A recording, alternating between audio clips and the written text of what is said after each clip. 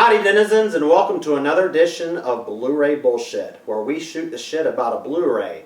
And this week, we're shooting the shit about 30 Days of Night and 30 Days of Night 2 Dark Days, the straight-to-video sequel. And we're primarily going to be talking about Dirty Days. We're going to be talking about Dirty Days at Night. We're going to be talking about 30 Days of Night, and then we're going to give a brief mention of the sequel. Yeah.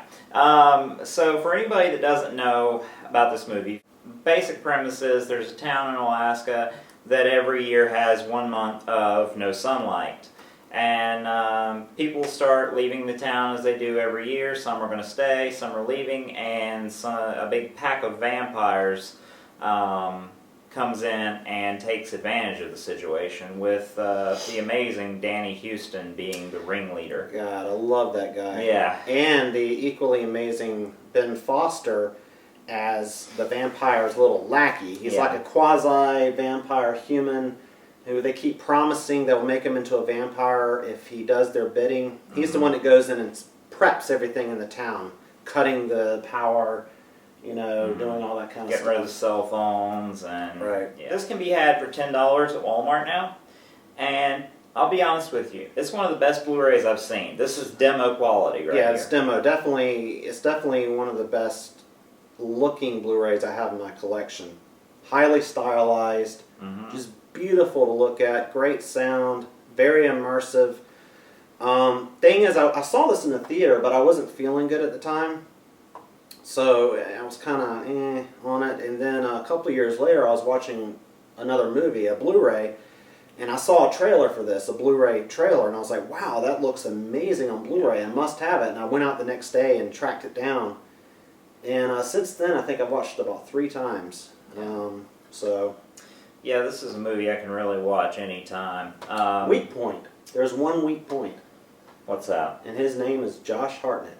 You think so? Yeah. I'm not saying he's bad.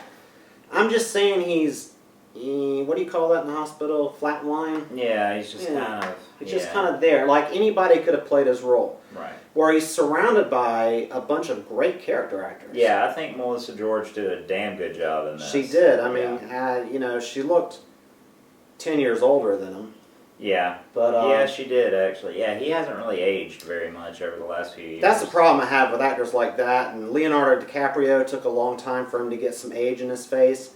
You know, basically, Josh Hartnett looks like one of those guys that dresses up in his daddy's clothes and puts on a play, you know. Unfortunately, you know, maybe when he gets a little character in his face. For anybody that hasn't read the graphic novel, it was written by Steve Niles and Ben Templesmith, and it does a pretty good job of sticking with the graphic novel plot.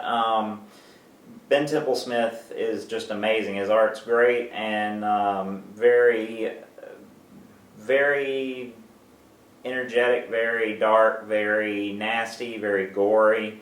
And this movie really does capture this. Give me some more adjectives. More adjectives? Yeah. I want more. Hairy. Creepy. There are some hairy scenes. Yeah. Splattery. Splattery. Splattery. I like that one. Yeah. But yeah. And I have to say I like, in the film adaptation, I like the fact that they didn't try to go the Sin City route and film the graphic novel. Yeah. They just give you a taste of what some of the scenes in the graphic novel are like. Right.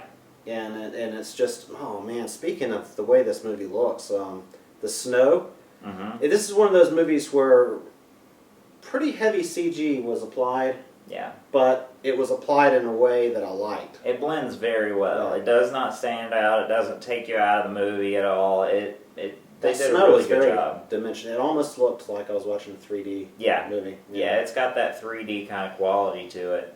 They do have some great practical effects, though, in there. Yeah, they do. Yeah. They really do. If you're looking for kills, you will not be disappointed. Oh, no, not at all.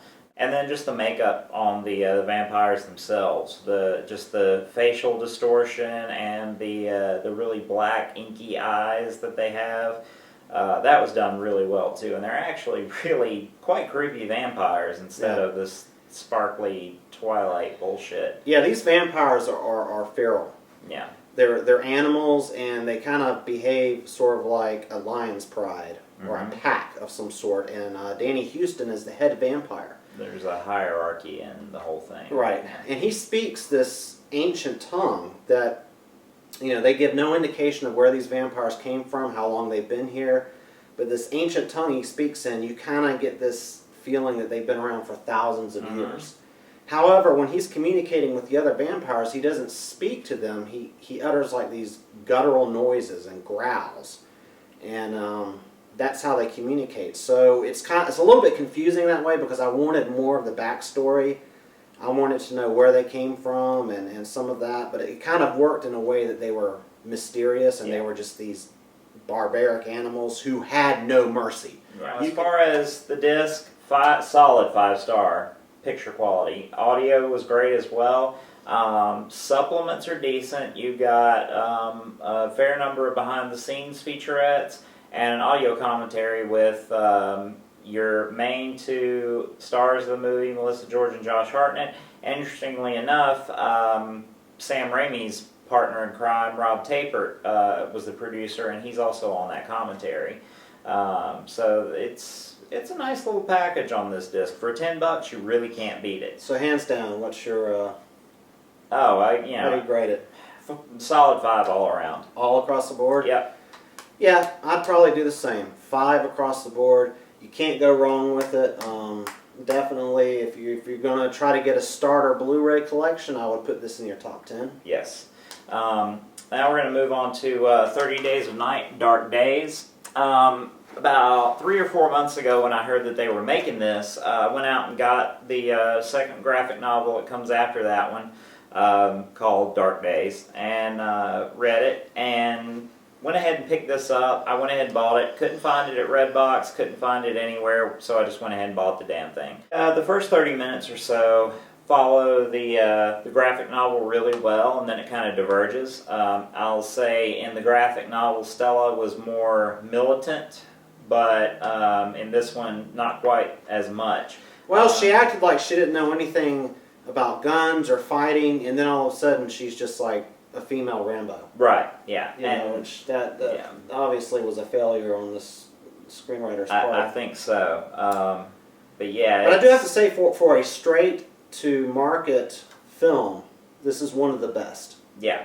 That, if you can get it out of your head not to compare it to 30 Days of Night in any way whatsoever, if you're just going in to get the story, it's okay. It's good. It's passable. But yeah, Melissa George is not in this. None of the actors returned from the original. The guy that played Michael in Lost is in it for a bit of time. Too short of time. Yeah. He goes too quick. Mia Kirshner is in it as the Queen Vampire, and I can't remember her name right now, but she was in A Perfect Getaway. She was Timothy Oliphant's girlfriend in A Perfect Getaway, and she did a pretty serviceable job as Stella. You said serviceable. Yeah, so overall it was really good for a direct-to-video. It's a shame that if they had given them an extra 20 or 30 million to work with, this could have been a really, really jam-up movie. I mean... Now, I know, I'm just pulling this out of my ass. It's funny how I gesture up my head when I say out of my ass. Yeah.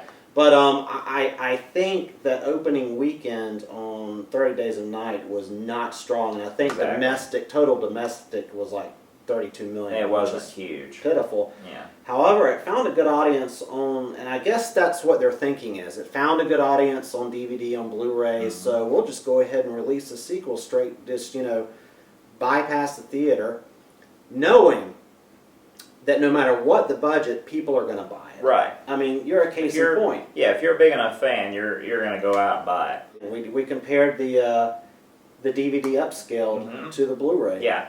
This is a combo pack. It's the DVD and the Blu-ray, and which is nice if you have two different setups and don't have a Blu-ray player on the second one or whatever.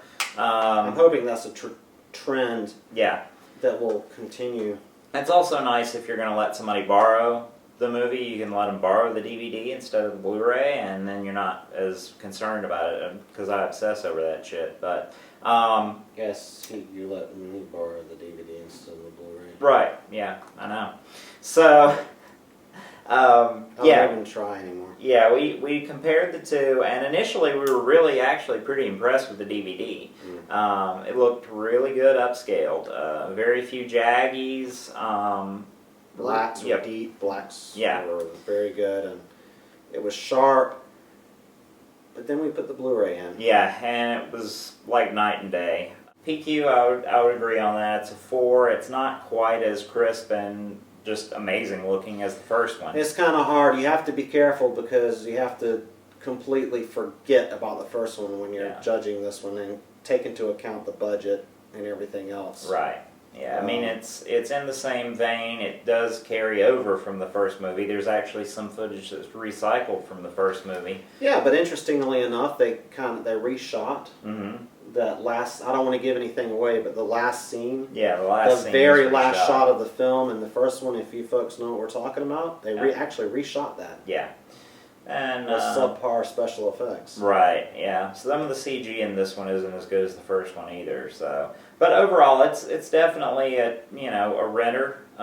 Check it out if you're into the first one. It's well worth the watch. It was a fun movie, and definitely worth. I would pay $12, $13 for it if I were going to buy it now that I've seen it. Yeah, it's one of the very best direct to DVD movies I've seen in a long time. Yeah, it seems like they were really on their game, and it was once again produced by Sam Raimi's. Was it Ghost House?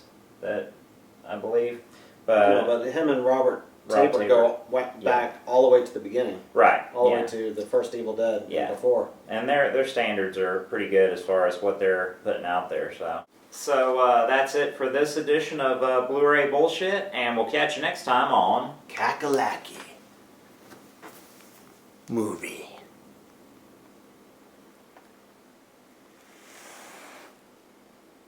Madness.